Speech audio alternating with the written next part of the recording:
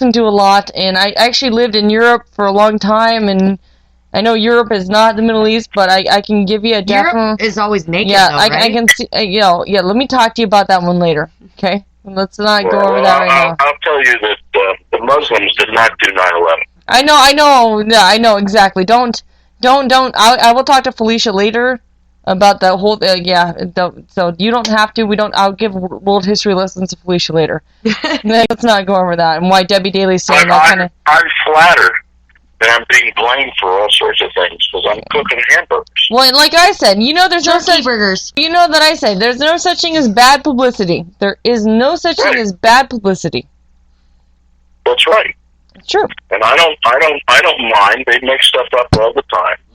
And I find it fascinating that did you listen to the short 3-minute clip that I played over and over again of me sharpening a knife? I did listen to that yesterday. Now, how much do you think that will buy? I don't know. A lot of.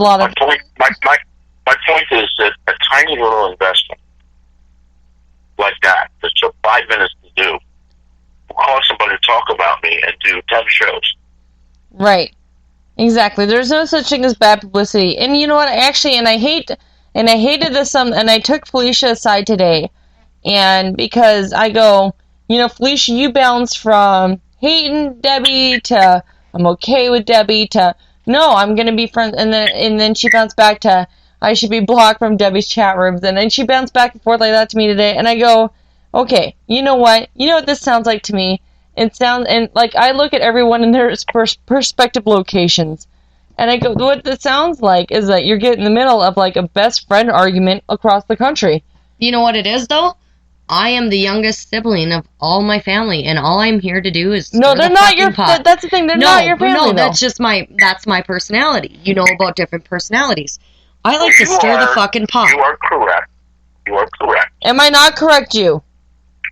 You are correct. Okay. And because I think that philosophically, we're probably on the same page, meaning Debbie and myself. Right. Because I told Felicia, I was like, don't get in that too heavy, because when you talked about the revolving door thing, I go, you are literally, Felicia, you are the revolving door in this. Let them hash it out the way they're going to hash it out. Don't be the player in the middle. But, see, Liz didn't listen to the show. At any point did I ever come at Debbie. No, you didn't. You didn't come at anyone. But you got to remember, they have their own battles to figure out. Well, hold on, but there is no middle here. Exactly. And you're not the only one going through the revolving door. The revolving door is constantly revolving. It never stops. And she's continuously finding new people to funnel into the top. They're her new best friends, like that Rod, who drives me out of my mind. I can't listen to him because he's so smarmy. And most of the people around her suck up to her. And maybe, and then I'm the only one. I'm the only one that doesn't do that. Right. Well, and that's when, like, I did my last show on Debbie. I go, this is the last one I'm going to do, because this is not, this rigmarole of things that are going on. Like, I don't know, and I don't have the time to sort through, like, years and years of history. I don't have the time for that. And I'm like, okay, well, if they're going to go at it, they're going to go at it. And Debbie was innocent in my critiquing of her, my fake critiquing of her, because, like, literally, I just explained what I did, and she took offense to it, and then she made a whole show based off it, and I go, okay, all right, okay, time to bring it back, and, like, everyone knows where I'm coming from, and it was a joke, and it was funny, and all that kind of stuff, but the only, I think, and not even offense I took, I was like, here we go, fuck me if she brought one angry Jew on there to, like, try to bash us. And there you were in the back going, well, if you want to know my opinion, I go, hold on. And I looked at all my crew, which everyone looked kind of down. I'm not going to lie. She didn't have anything to do with that. No, she didn't. But she brought you on her show, which was the one that she shot back at us at, to do that. And I go, hold on, everyone. You got to remember that I hope everyone makes fun of this. because it is definitely ridiculous. This is something we make fun of. I make fun of all of you. And we You make know, fun of each other. We make fun of each other. Of course, this is something. It is we ridiculous. Had a fucking roast it's a good of you. time. Like, Yeah, but this is what I'm trying to tell you, is she takes this stuff seriously.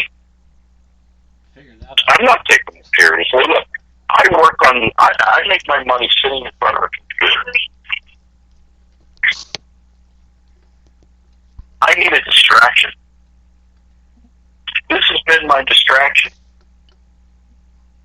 Yeah, I mean, to jump on and do this, yeah. But then all of a sudden it came to once again, but you know, I still love you, wanting your Jew. I do. I've never disliked you and all that. And literally, it came down to I find all this interesting debate, and I was trying to give this perspective to Felicia, like, hey, these are people that have been dealing with each other for a very, very, very long time. You know, don't get in the middle of it. And if you do, definitely play your sides, do what you will, and have your fun with it, and all that kind of stuff. If you do get in the middle of it, just have fun doing it. Exactly. You know, and just That's you know, what I'm doing. I'm not taking any of this serious. Right. Well, I'm intrigued. I'm so intrigued by this fucking weirdness. But you shouldn't. You shouldn't take it seriously. But here's what you shouldn't do. I'm just giving you advice now. As long as you stay anonymous with her and with everybody else, then have your fun and be as crazy as you want, be as ridiculous as you want to, which is and what be we as do. outrageous as you want to be. But don't ever give people your personal info. Well, I'm sorry. Don't Hold on. confide in anybody on this media. I mean, we confide in each other that are sitting in the same room. I mean, Well, we have that's enough fine. friends. That's fine. Like, But we what actually I'm telling you have is, friends. if you are talking to Debbie, you're being recorded. Yeah, she's If in you her are chat having room a pretty heavily private right now. conversation with her, it's supposed to be private. Yes, you're being recorded. Jew, and I'm not gonna lie. And actually, I was gonna end this segment on this topic alone and all this. You and I have talked off the air, and I've talked to Debbie Daly off the air, and I talked to everyone actually I bring on the show like off the air at some point or another, and you know like the relationships that I have with everyone off the air are very different than the ones on the air, and like, you know, because they're considered, I guess I would consider them realistic relationships. So I can call you up and I can like talk about my day, and it would be completely But different. I'm trying to tell you that you can't do that. Well, no, I don't actually call her and say, hey, what'd you have for breakfast today? It's not one of those conversations. But, you know, it's one of those, like, the same way I would talk to one of my clients, or the same way I would talk to anybody else. So, like, look, no, hey, I'm not on the air right now. You know, are you okay? And, or what's going on? Come on the show. There is no difference. I'm telling you, there's no difference. I don't know. There kind of was. A lot was. of people, between on the air and off the air, there's no difference. No, I know, but at the same time, there was, though, Jew. There was a definite different Debbie I heard off air than there was on air. There was a definite different Angela I heard off air than on air. There was a definite one angry Jew I heard off air, one air, and that's to be respected. Like, it's almost like one of those privacy doors. Like, to be respected. But I'm trying to tell you that it's not going to be respected. I'm trying to give you advice here. But we're not looking for If you- respect.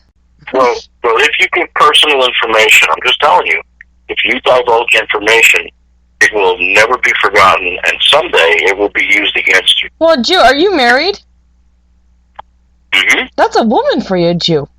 Are you kidding me? Like, everything you're describing is literally just the woman's nature, I feel like. I feel like any girlfriend, like, look at Felicia. Like, how crazy are you in real life? Like, you're pretty, like... But I'm not married to an American. Ah, okay. Well, there you go. 'Cause I lived in Europe. I actually know how that goes. Everyone, you know, it's so funny when people say, they talk about in the United States, they talk about foreigners. And, you know, go live your life as a foreigner for almost 4 years. And then, like, you know, tell me your story. Because that's what I did. I was the foreigner. I think it's in the backyard, Debbie. I was the foreigner for so many years. that like, and you hear and you meet so many people and you make great friends around the world, and all that, and then I mean, I was glad to get home, but I still miss my friends. But yeah, living your life as the foreigner throughout the world is definitely different, and it gives you a whole new perspective on people and their cultures, and I suggest everyone do it. You know, go outside and you go live and you experience other cultures, and then you be the one with the funny accent. You tell me how that goes for you. And, I'm the one with the funny accent. well, you learn to live, and you learn to live, and you learn to listen. You learn to listen real well, what everyone's saying. I lived 3 years in Thailand. In Thailand. Thailand. What were you doing out in Thailand? I did Europe, and then I did part of Africa. What was I doing in Thailand? I was having fun. That was what I was doing. I spent 4 years doing. My son was actually born in Ireland. My oldest was born in Ireland. And mine was born in Thailand. Yeah. Well, yeah, that's the thing. Like he's American, but he was born out there. But yeah, and it was a lot of fun. I've been to Morocco. In Ireland, huh? We're going back in 2 months. Oh, good. No, I think that's great. You know, my only thing now, which is something I didn't have to fear, my oldest is 11. Something I didn't have to fear 11 years ago, which we did. I went into Spain before he was born, and it was right around the time of the Spain train bombings, which they blamed on America. Spain was pissed. They blamed the whole thing on the Americans. Are you the stupid fat because it was a terrorist attack. And I went in there and I give him my and I speak a considerable amount of Spanish. So as do I. I'm fluent. Right, you know, and then so I get over there and they hand me. Why did they blame the Americans for the train bombing? Because that was right after the terrorist attacks. That was right after 9/11. And then the Spain train bombings happened right after that, and they blamed it on the Americans, saying the Americans caused all this. We wouldn't have had this if it weren't for the Americans. And so, literally right after that. So I go over to Spain, and I lived out in Spain for 3.5 months after that. And had an apartment and everything, if you can believe that. And I was really young. And I get over there, and they grab me, and they see my American passport. I had friends with me. I had a French person, I had an Irish person, I had an English person. Everyone got passed through security, no problem, and they see my American passport, which is all stamped all the hell because I've been traveling for so long. And they stop me, and they go, "What? You know, basically in Spanish, what are you doing here?" And I go, "I'm only here to visit. I'm only gonna be here for a couple weeks or whatnot." And they had a problem with that. So they gave me this immigration form in Spanish, which was nothing I'd ever seen in any class I'd ever taken. You know, and I'm sitting there going, what the fuck is this?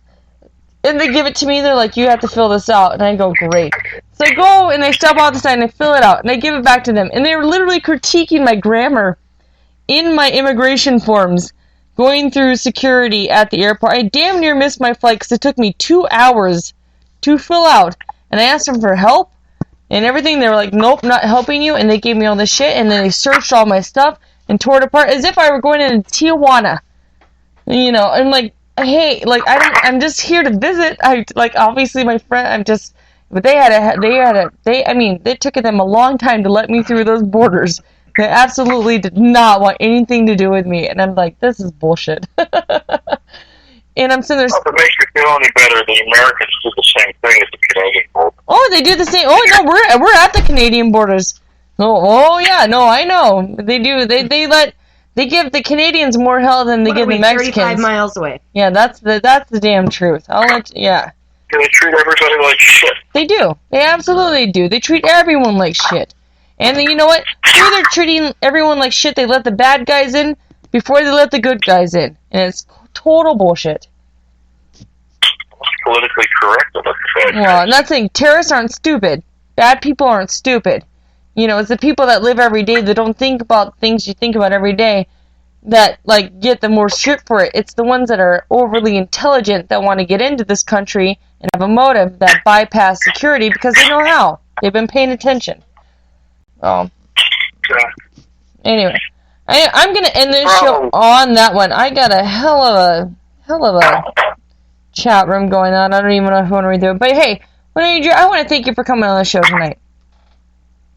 I didn't even know I figured I was, but I wasn't sure it didn't matter.